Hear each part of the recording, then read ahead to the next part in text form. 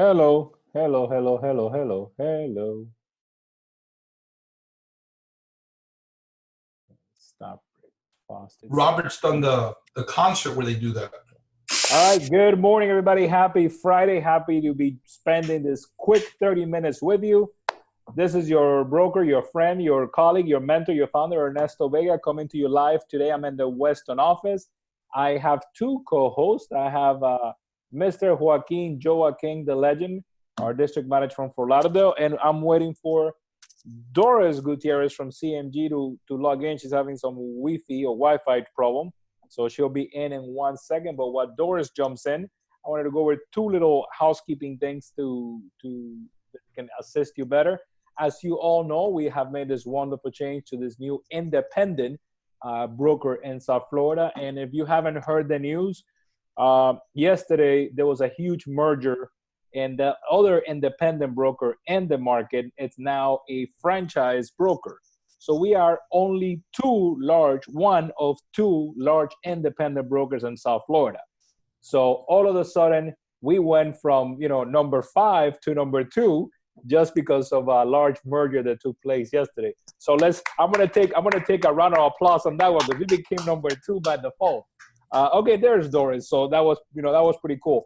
Just to let you know, most of you have now picked up your brand new, beautiful Canvas business cards that have been dropped off at your offices. I know the admins are calling you because of lack of space. At some point in time, if you don't pick them up, we're gonna ship them to Joaquin's office, and you're gonna have to go see Joaquin to pick up your cards.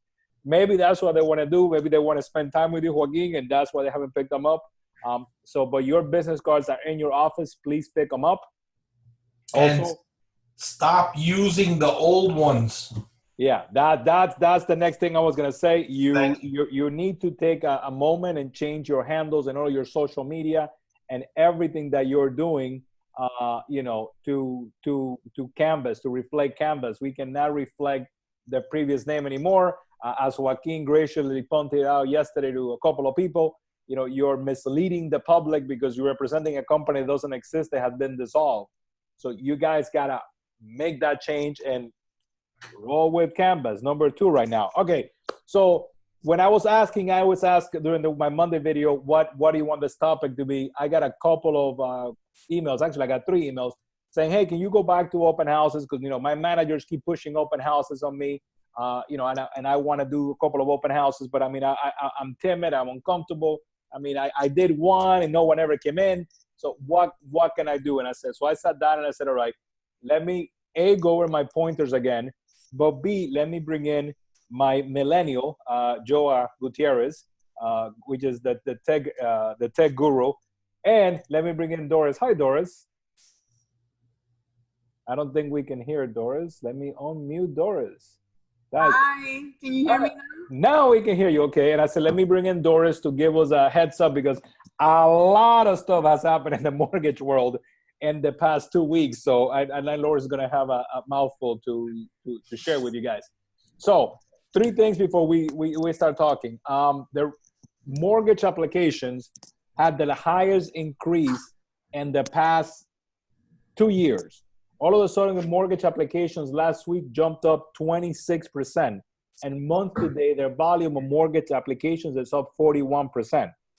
That means that everybody that was sitting on the sidelines is now jumping into the buying market. Everybody that was waiting for something to happen has happened and is jumping into the market.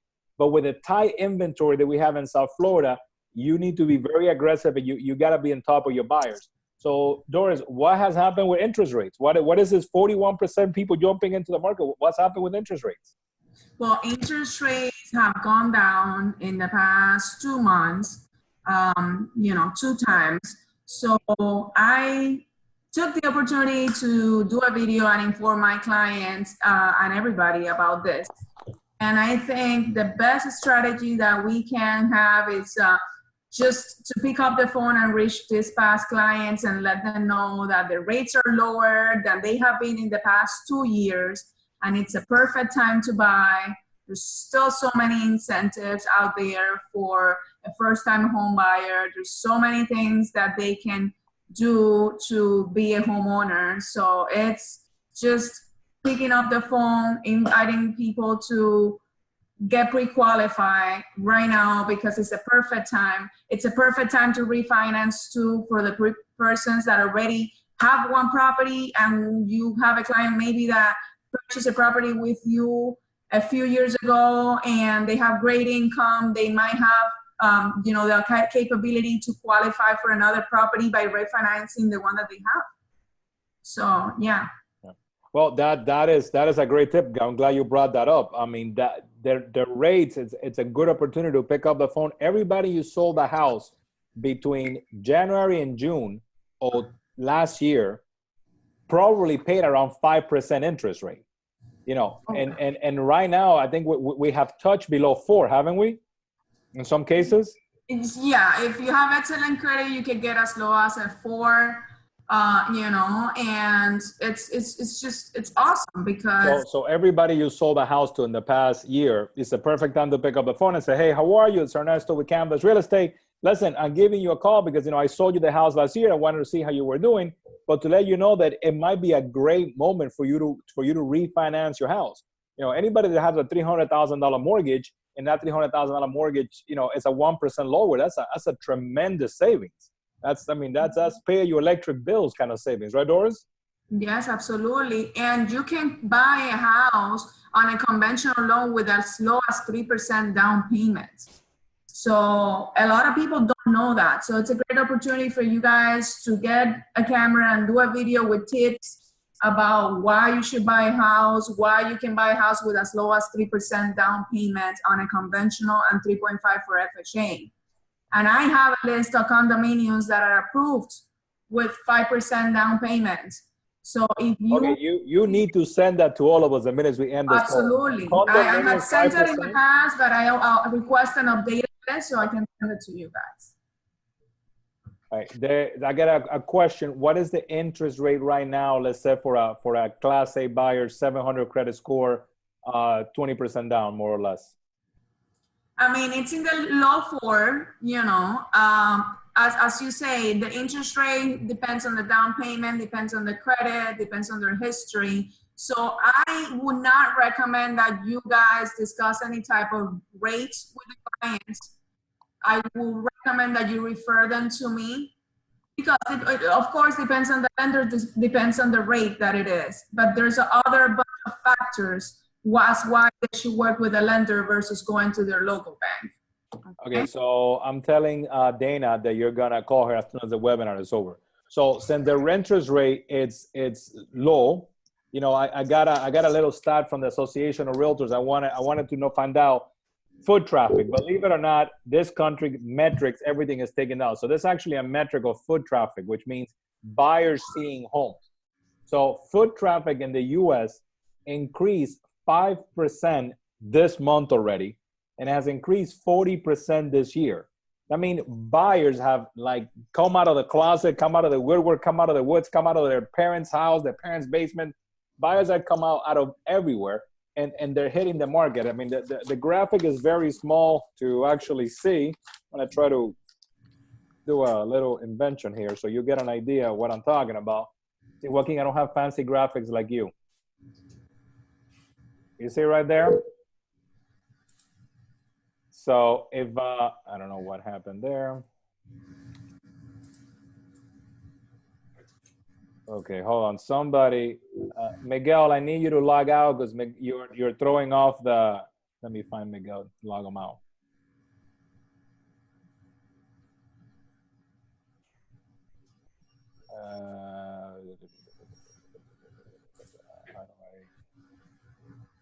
I had to take him out because he clicked on something. I don't know what he clicked on. And he's sharing his screen. Okay, I'm back. So interest rates came back down. I mean, traffic is up drastically. The last time traffic was this good was May of 2017.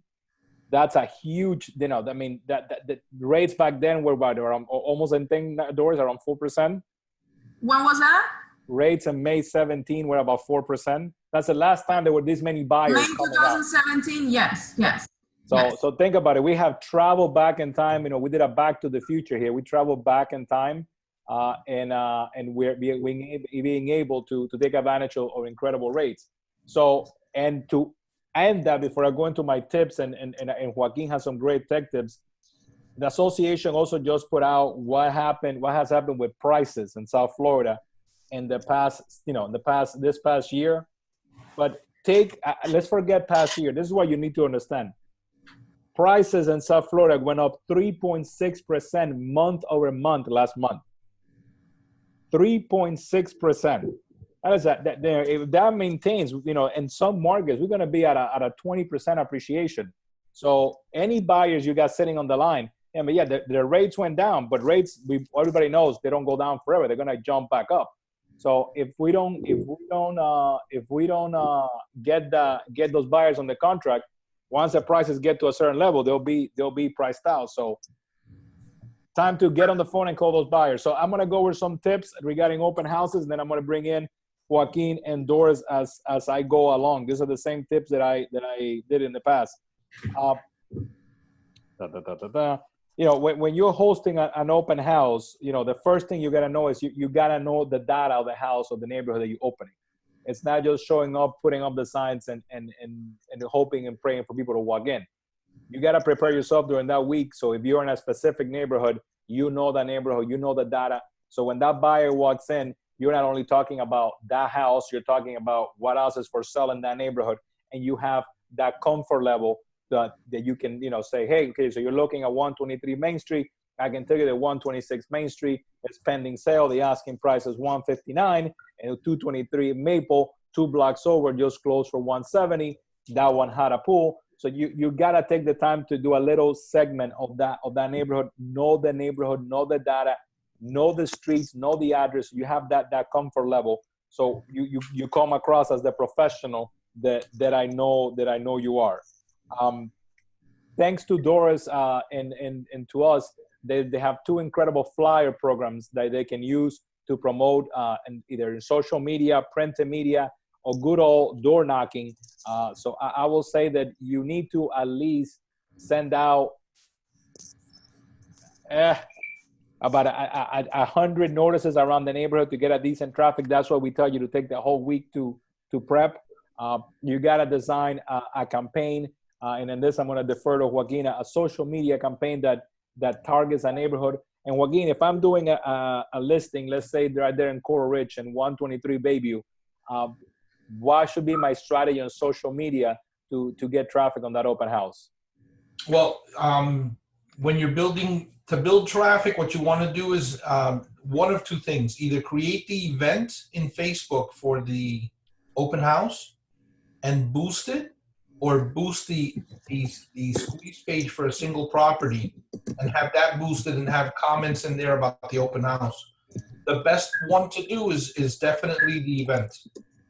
And how soon so somebody start promoting the open house? When I do it at least 4 days out. I want people to start seeing that there's an event. And this is something that I keep telling the agents, and I don't see it happening enough.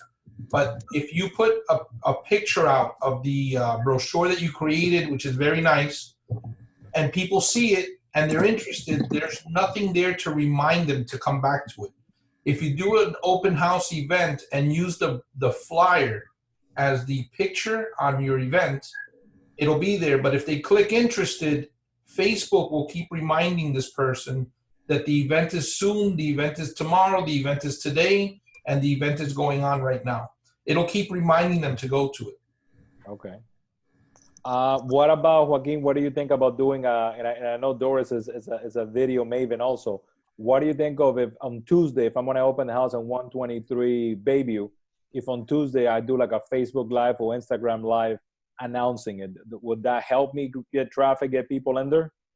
That's an excellent idea. Yes, it would definitely help because you're showing them, you're getting their curiosity stoked so that they can come and look at the property.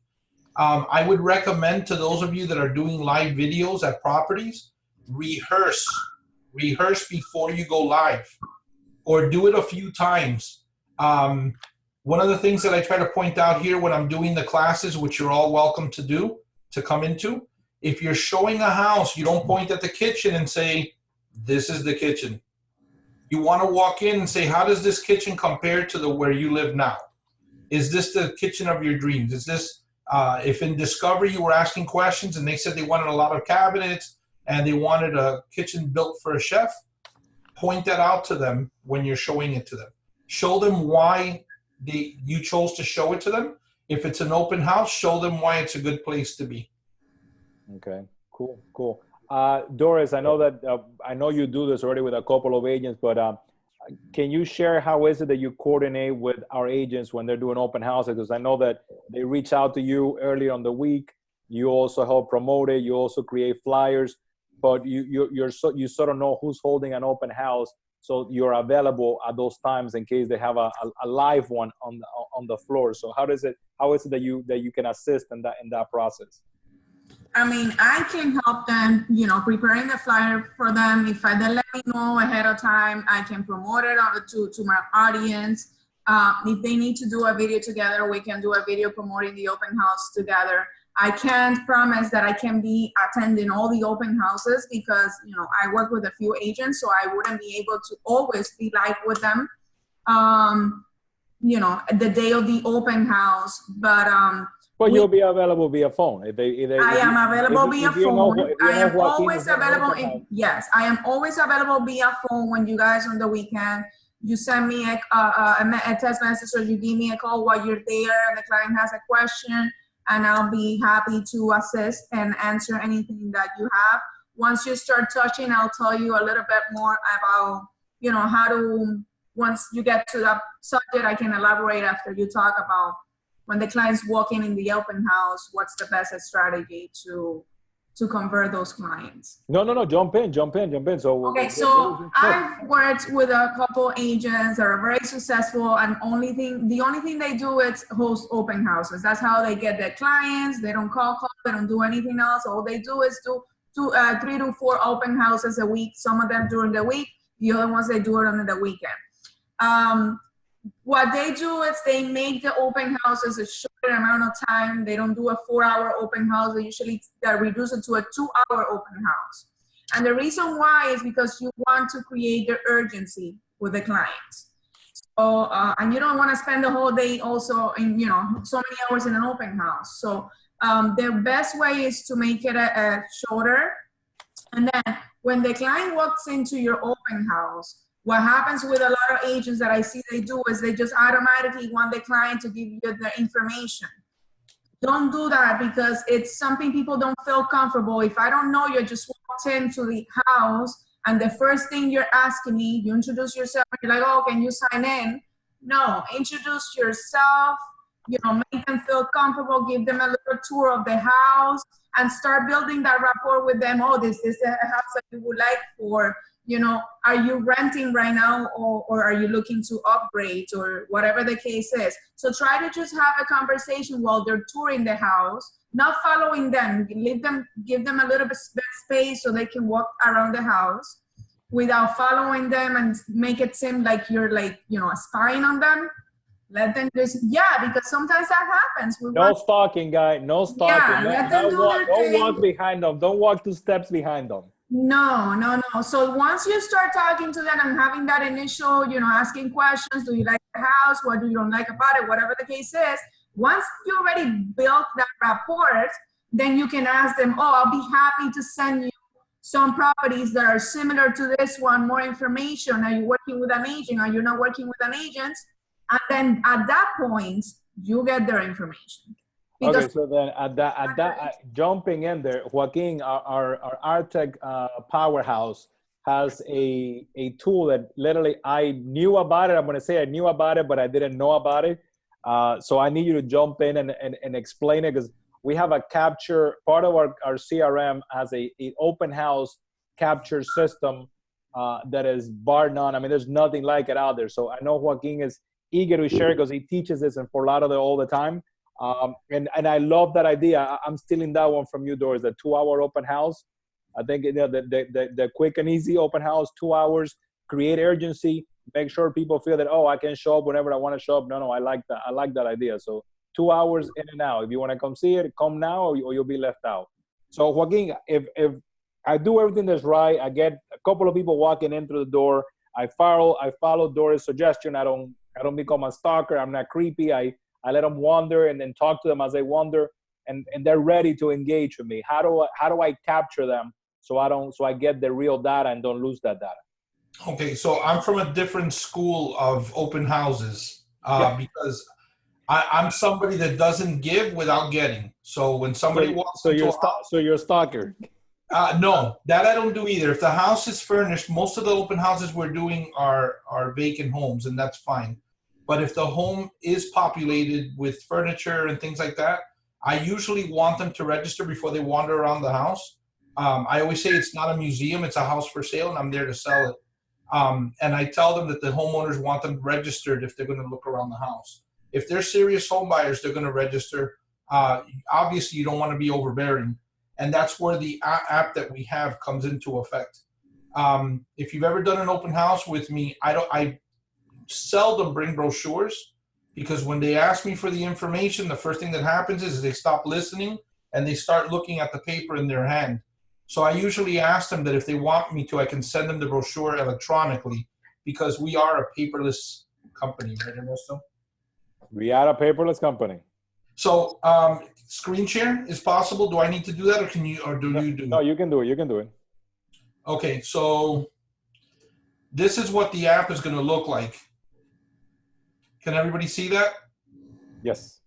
When you come into the app, it's called KB Open House. It's going to ask you for the MLS number. You can use an MLS number even if it's not your listing. Once you put it in there, it's going to ask you what questions. The questions are already posted there, and then you either keep or get rid of the questions you don't want to ask. If you don't want a phone number to be, if you want the phone number to be optional, you can do that. Again, so that you don't create too much anxiety if it's somebody that just walked in. Once you do that and you have it set, this is what it's going to look like. And I'm moving it over because I don't know if the screen's being blocked. So when you hand your phone over or an iPad to your customer, they're going to fill out these different items, and it's going to ask them for permission to see other properties just like that one. Even if you don't have Wi-Fi, if they fill this out and hit submit, once you get to Wi-Fi, it will then transfer the information to your KV Core, which will be right like this. So once they start accessing properties, this is that property. I don't know if you noticed. Mm-hmm. You'll see the property. You'll see what the people are looking at. You can see here that the person, which was me, was looking by desktop. From here, you're going to be able to do all the work that you need to do, including adding campaigns. You do know that we have campaigns. I don't know how many of you are out there are really learning how to use this, but you can create a buyer lead campaign. You will not create, it's already there for you. You can activate it. This will start sending text messages. You can open up search alerts, which this already did, and it'll start sending properties similar to the ones that they visited. If you look up here, you'll see that this turned green. It's because there's interaction going on. So whenever you see the leads are green, it's because they're reacting to whatever it is that you're sending them. So now, do you want me to go on and get into the KV Core and putting it on Facebook and all that? No. The questions they're asking me is how do they get to this little app, and maybe we can just do a quick recording on that. Well, yes, after this, I'm going to record me on my phone doing the app and preparing it. And then I'm going to go ahead and post that in the team so that you can follow it. Okay, cool. Doris, after the call, if you can reach out to Kristen Edwards and to I forgot who was the other person, Kristen Edwards and Dana. Okay, I am going to share my number so they can text me and I'll call them back, or because I don't. Or, write it on the chat. If you can write it on the chat. Yeah. Okay. All right. So Joaquin, that is a very cool tool that I forgot that we had. I'm glad that you brought it back from the dead. So it's as simple as you said. You create the platform, you hand your phone or your iPad to the customer when they walk in, and that's it. They register, right? Yes. Well, it'd be better if you didn't give them your cell phone. Remember that we're always, no, seriously, because we're always trying to think of you guys and keeping you safe. And during an open house, your cell phone should always be in your hand, using your your Canvas pop-up, right? Okay. Yep. You're on it. You're on it. One other thing that I wanted to touch on, because I said we like to make these 30 minutes, and we're moving along, is although this technology is fantastic, guys, real estate is about technology and good old-fashioned real estate. You still got to do the basic. I said this to somebody yesterday, and they're like, wow, you should get that copywritten. Real estate is about inventory. All these tools are to help you maintain and grow your inventory. But if you have no inventory, none of this matters. So open house is a way to grow inventory. It's a way to meet sellers, because they see you as an active realtor, which, yeah, there might be 67,000 licensees in South Florida, but not all of them are doing open houses like you. So that makes you different than everybody else. So something old school that somebody in our company does is they pick up those little mini M&Ms, those tiny little M&Ms that they sell out for Halloween, and they staple those to a flyer with a rubber band. And they canvas the neighborhood, Joaquin, they canvas the neighborhood where the open house is gonna take place, and they just hang the little flyers with the little candy and the flyer. That's simple, inviting them. Something they do that is next level, and I'm gonna tell these people about the 2-hour thing, Doris. I love that 2-hour, that urgency creating 2-hour open house. They go and they knock at every house that is a tenant living in. They look at the MLS, and every house there's a tenant living in, those people, they're gonna stalk. Those people, they're really gonna stalk, because they're gonna keep going and going and going, because they wanna make sure they meet those prospective buyers. Because if they're paying rent right now, they're getting killed. And I have shared this in the past, and I think this was one of those great ideas of mine. I'm gonna pat myself in the back. Do you guys know what's the interest rate on a rental property if you're a tenant? Can anybody answer that question? What is the interest rate you as a tenant are paying when you're renting a property? I'm not going to answer the question, but I know the answer. You know the answer? Okay, somebody answer. Hold on. Somebody answer. Had to be Ro. That's right, Ro. 100%. If you're paying rent on a house, your entire payment is interest, because you're not amortizing anything. You're not paying anything down. 100% of your payment is interest. It's going away. It's disappearing. So don't rent. I want to add something to what you were just saying, Ernesto. Please. Everybody still see my screen, right? Yes. Okay, you see here it says market report? I'm sitting here waiting for people to answer. They don't have to. Remember that when you're doing an open house, you're getting visited by homeowners in the area. So if you don't follow the steps that Ernesto said, where you learned about about the market in the area, the last 3, 4, 5 sales or more, what's currently available, if you don't know the assessed value ratio so that you can help people determine their value quite quickly, or you're not using RPR, if you're not using all those things, you're going to miss an opportunity for a listing. They're not going to tell you they're thinking of selling. You're going to have to discover that by interviewing them. The other thing here, this market report, you can create a market report for the property you're having an open house at, and you can have that as a link that you can share with the people that are coming, even if it's a seller or a buyer, because they want to know what's going on in the neighborhood. Touching back on security, that Joaquin, you brought up security, and if you can move away the screen share. We all need to be safe, but if you want to have that extra comfort level, partner up with somebody. Reach out to your manager. Go to Andrea, go to Manolani, go to Marlene, go to Joaquin, and say, hey, I want to do an open house. I don't want to do it alone. Can you find somebody to co-host an open house with me? And there'll be plenty of people to help you co-host that open house, so you can have that comfort level of you're not there alone. You can feel safe. So another question I got was signs. How many signs should I put out there? Wait, let me touch on security before you go away from that. Go ahead. If you call the local police, and I've done this in Dade County, I don't know about Broward, but I'm assuming that they all do the same thing. If you let the local police, don't call 911, call their regular number, and let them know that you're doing an open house, they will have a patrol car pass by every hour, every half hour, just to check in on you.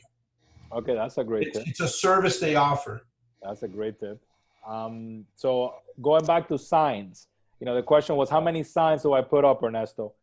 Signs are not just to get those people with directions to the house. Signs is a conversation started with homeowners or business owners as you're putting those signs out on the street. Because if you put up a sign without asking permission, Joaquin is if you put it in Joaquin's house, Joaquin is going to throw it away.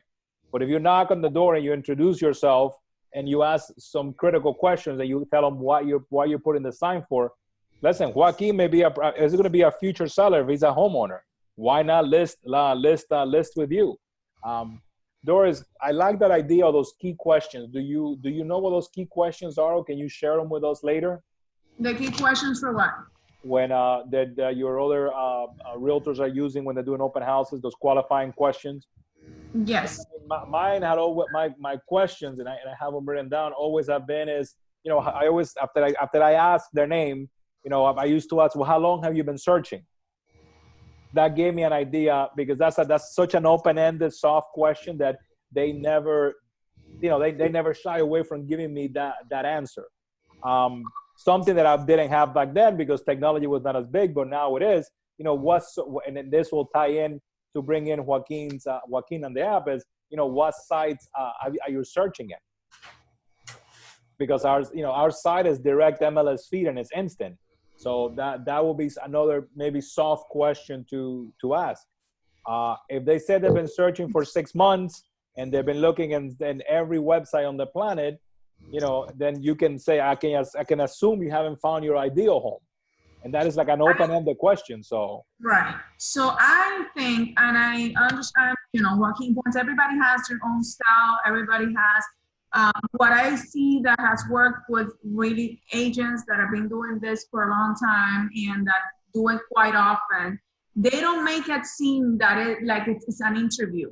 You're just having a conversation with your client and popping in these questions that will help you determine what are their needs and what are they looking for.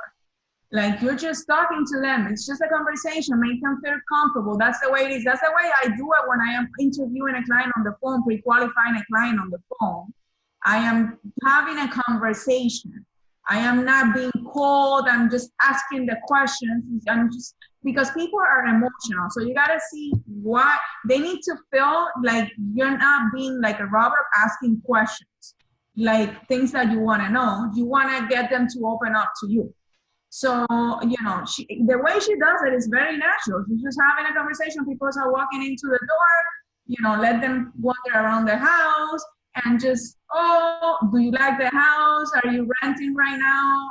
How many bedrooms do you have? How do you like this house? And they start to open up, oh yeah, I'm working with this agent, and then you start like building up that rapport, asking if they have been pre-approved, I have a lender introducing a lender that I work with, all that stuff, but doing in a manner where you are just building rapport and having a conversation and not make it look like you're a questioner interviewing someone, because people don't feel comfortable when that happens. At least I don't feel comfortable when I'm walking. Do you feel comfortable when you go into a store and start looking at stuff and they just come up to you and be like, oh, can I help you with anything? What is it that you're looking for?